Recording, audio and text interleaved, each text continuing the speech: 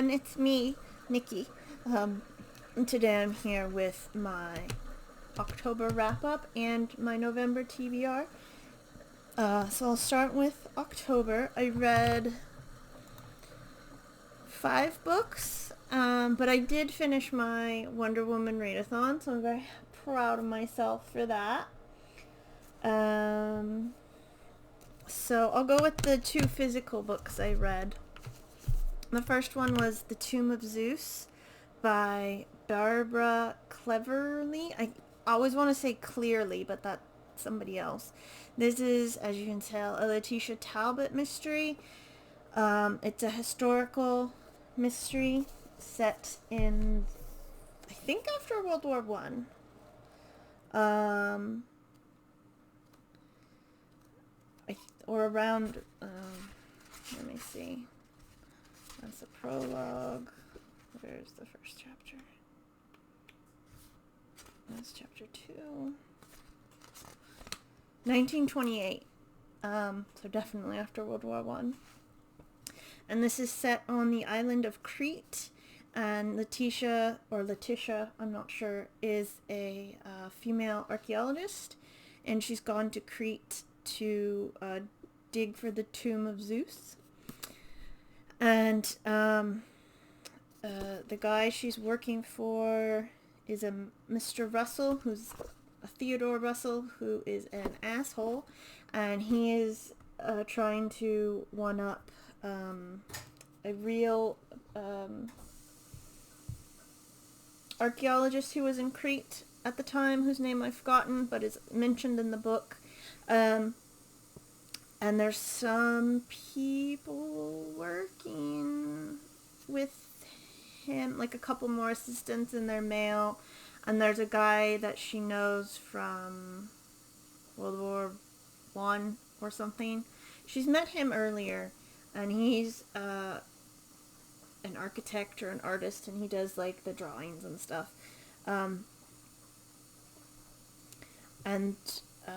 Then a young woman is found dead, and his son drives his Bugatti over a cliff.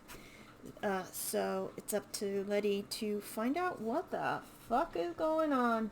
I thought it was okay. I did like the ending where she figures everything out. I always think the endings to mysteries are really good. There was some things that I'm never good at mysteries anyway, but there were some things that I did not expect, so that's interesting. There is something brought up early about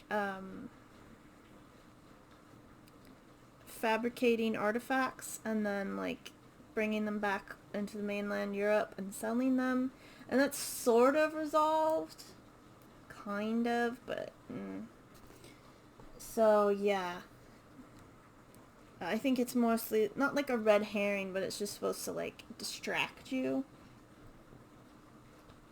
Maybe that's what a red herring does, I don't know. So yeah, I liked Letitia. Was kind of, I'm not sure if I always liked her because she was kind of dumb, and I don't know if it's because she's a British privileged young woman or what, but sometimes thoughts didn't go through her head that I thought, but again, I don't know, maybe that's the point. But yeah, I liked it. They were, like I said, they were on Crete, which in 1928 was pretty rural from the description in the book, but the people there were really nice, and they really liked Letitia, and they did not like Theodore Russell, so they helped her, and they tried to fuck him over, which was fun. So we love it when an asshole gets their comeuppance. And the second physical book I read was European Travel for the Monstrous Gentlewoman by Theodora Goss. This is the second about the Athena Oh, excuse me. I thought I was going to yawn sneeze, but I just yawned. The Athena Club. Oh, I never noticed that before. And this takes place, not like right after, but kind of right after the first book. I don't think you need to read, actually, the first book to read this, but it would help. They do explain what's happened in the first book. But yeah, I would recommend reading both because they are both very good. As you can see, this one is a chonker. And much like the first one, it started, I don't want to say slow, but it didn't like kick off. Like there, obviously, because there was a lot of setup. So and because it's a chunky book, the action didn't. I think this is just me personally. And I don't think anybody else would have a problem with that. Sometimes I just have a problem with the beginning of books. And I know that's weird, but yeah. Sometimes I'm like, yeah, okay, explaining everything, but I want to get into it. You know what I mean? That's just me. But it was really good. And it's not slow. It ramped up, I believe is the word I want to use. All of our cast of characters is in this. Everybody has a part to play at some point. And I think maybe that's why I didn't like it. This happened in the Expanse series as well. In one of the books, the team split up, which is what happens in here. And they have to for reasons. Mary, Justine, and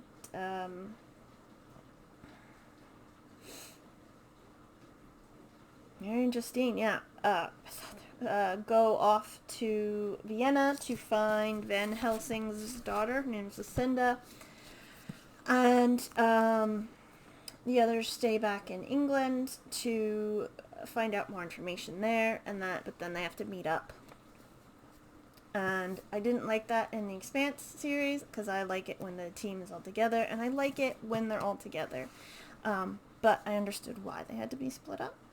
And for the reader, it's very obvious that it's Van Helsing and, Mina Murray and all of that stuff. And you're like, vampires. It's vampires. But they're like, what are these things that bite people and take their blood and don't die even when you shoot them? And you're like, it's vampires.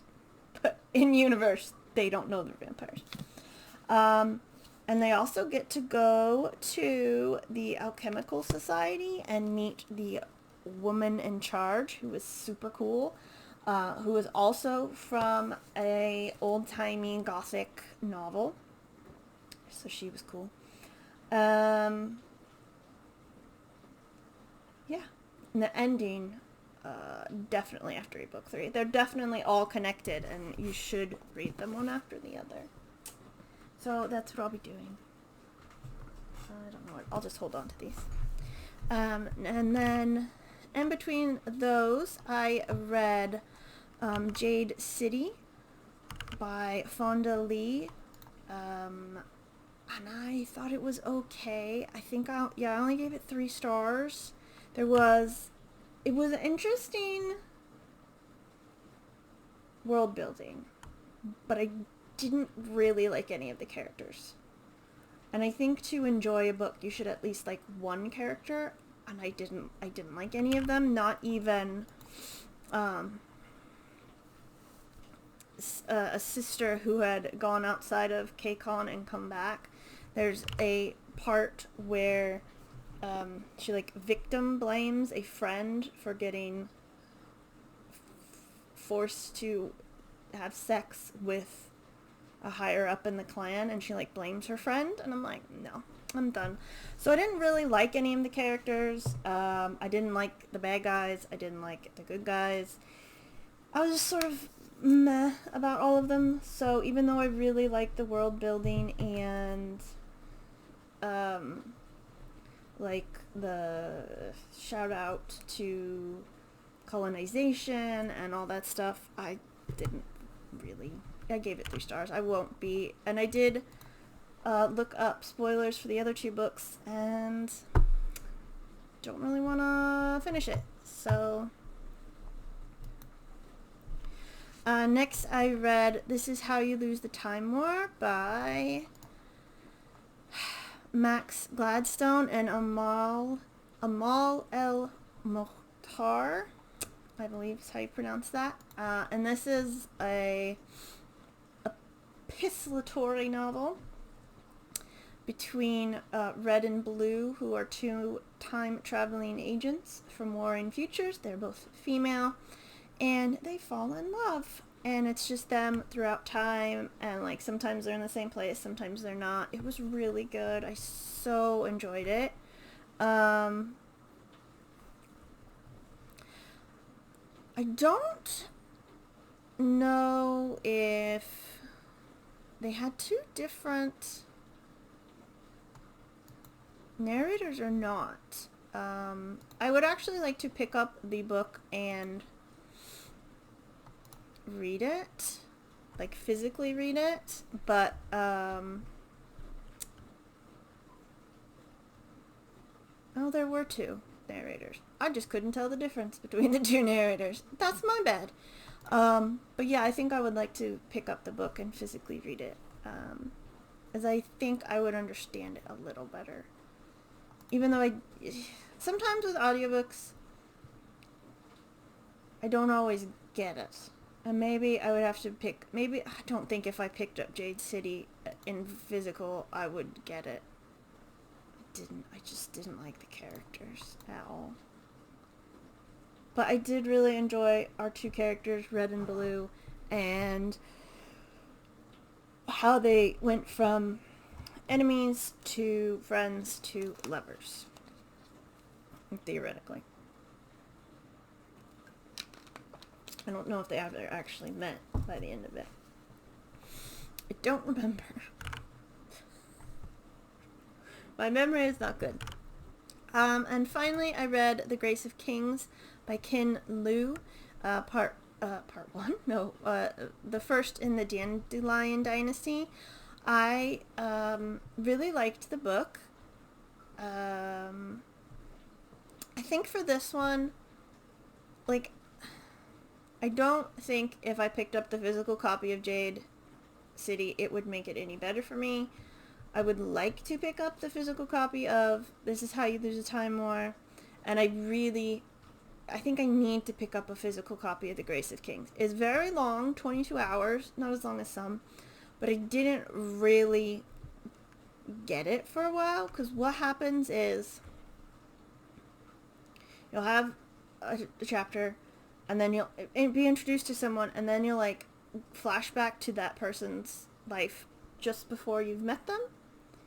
And that's weird in audiobook, because you're like, there's a narrative, and then it sort of stops and switches to a different one, and then goes back, which I'm sure happens in other books. I've just never listened to them that way.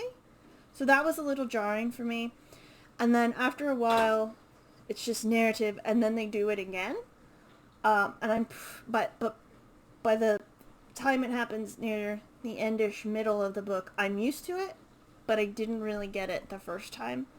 And there's a lot of characters. There are a lot of characters, and so you get a lot of different points of view, because it's a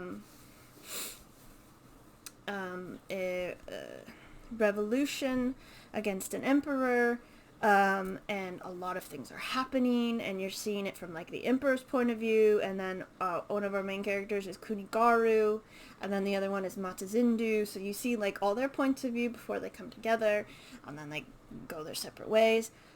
So because there's just a lot of information, I think I would do better reading that. I don't always have good, what's that learning thing? Sometimes you have to see it and hear it. That's me. I have to see it. I'm not always great on just hearing things. So yeah, I really enjoyed the book. I liked pretty much all the characters. Like, at some point, Mata and Kuni have a falling out, and you kind of side with Kuni, whether that works out. But yeah, and yeah, I liked Cooney's wife, whose name I can't remember. Gia, I just saw it. Um, and there's a lot of politics and stuff, which again I think I would understand better if I could read it. And what I found really interesting, I was reading reviews of it. I always like to do that. And somebody gave it a 1-star review because it was the Grace of Kings is based upon where is it? What is it based upon? It's based upon a real thing that happened in Chinese history, which I can't remember. Where was it? Was this it? No. I can't. I had looked it up because I was like, oh my god, that's so interesting. It was a real Chinese historical event where they rebelled against somebody. The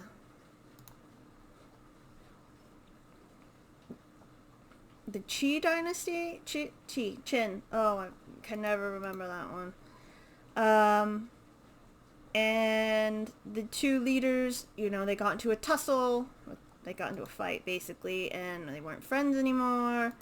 And, so it was like real life and a lot of... And once you read that historical the True Han Contention and the founding of the Han Dynasty is what it's inspired by. And the 1-star review didn't like that. And they were like, well, if you had like a World War II of Hitler versus the Allies, but in a fantasy setting, would you like that? And I went, yeah, I would. But that's just me. Maybe other people wouldn't like that. Oh yeah, here it is. They keep calling it a fanfic, but I personally love fantasy or sci-fi books that take a real historical event and just sort of add magic or space sci-fi stuff to it, because you get to learn about history, but in a fun way. I love history. Now that I know it's about the True Han Contention, that makes I want to learn about the True Han Contention even more. But I'm a history nerd. Other people might not like it. So that's what I have to say about that. I liked it. And if you've read this, go look up the True Han Contention and you'll be like, oh my god, that's the same and that's the same. And I think that's cool. Because, there's some stuff that happens at the end that happened in real life and you're like, yeah, it's the same, but that's a cool thing that happened. Maybe not for the people that died, but you know what I mean. So why would you mess with cool parts of history? There's not a lot of cool parts of history, okay? So, yeah, I really liked it. I like it even more now that I know that's based on historical. The characters were great. The setting was great. I say that a lot. There's a lot of lands that have been divided up, which makes sense if it was based on China. They had a lot of little warring factions, and I think they act like people, and the characters act like real people would in this kind of situation. So yeah, it was thoroughly enjoyable, and I would definitely I probably will just pick up a physical copy because I think I would understand it better. So, and there's gods in it. The gods, they talk to people, subtly and not so subtly, and they say, oh yeah, we're not gonna put our 2 cents in with this person, but then they do, and the other gods are like, how could you do that? And you're like, yeah, we're gods, what are you gonna do? So that's fun. And I believe there's 2 more books.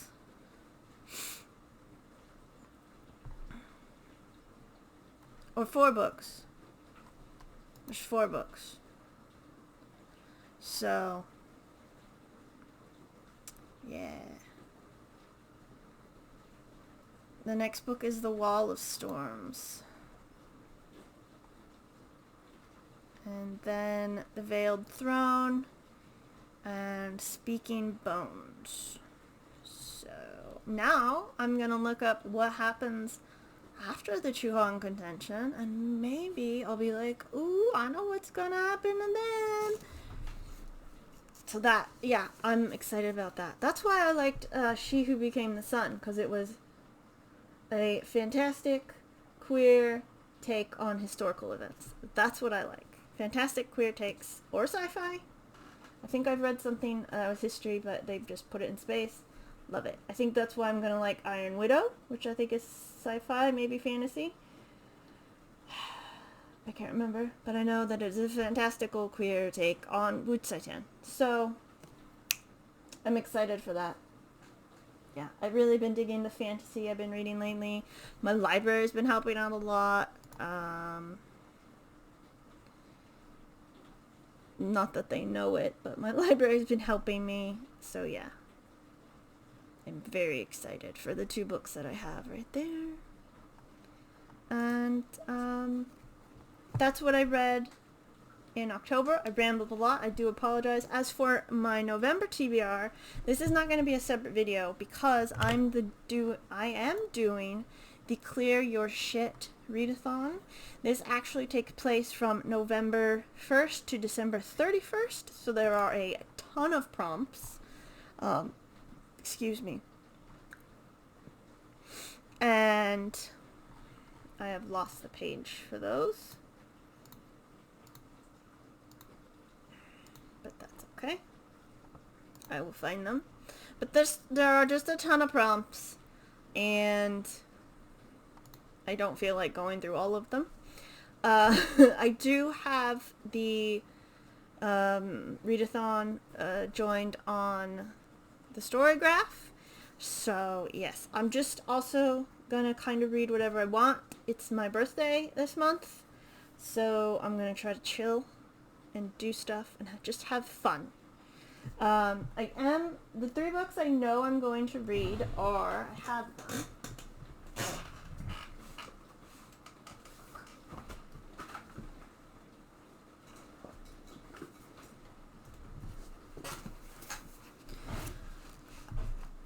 I'm going to finish these this month.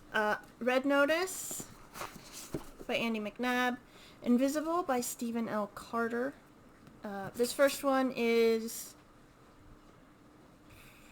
modern fiction. They made it into a movie called Rise of the Black Swan on Netflix. This is about a black woman lawyer who took down America's most powerful mobster, Lucky Luciano, I want to say, and the traitor Bardu Cormorant. And I've picked these 3 specifically because I have started them and I have not finished them, and I would like to finish these 3, and then after that the world is my oyster, or at least my bookshelves are. So yeah, it's pretty loose this month reading wise, but I would like, for the readathon, I would like to put physical books on there and not just library books. So I want to actually clear my shit and see how that goes. But yeah, that's my plans for this month, and yeah. So thank you very much for watching. I hope you're having a lovely day, and I will see you next time. Goodbye.